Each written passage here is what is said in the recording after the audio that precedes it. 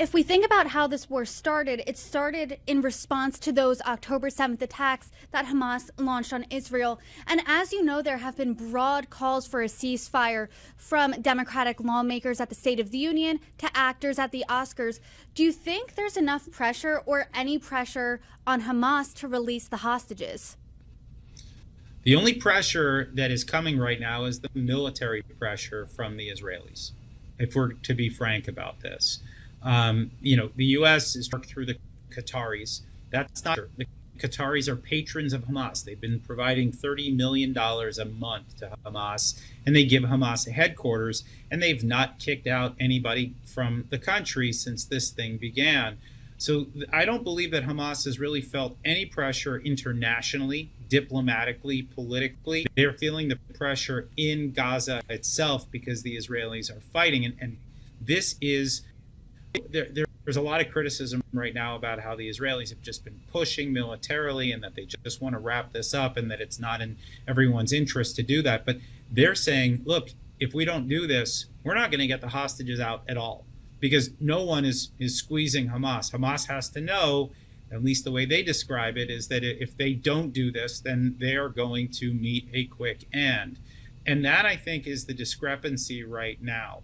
I will say that there is some irony, though, to whether it's members of Congress holding up signs during the State of the Union or actors at the Oscars, directors, etc., calling for an immediate ceasefire. The Israelis have agreed to a ceasefire.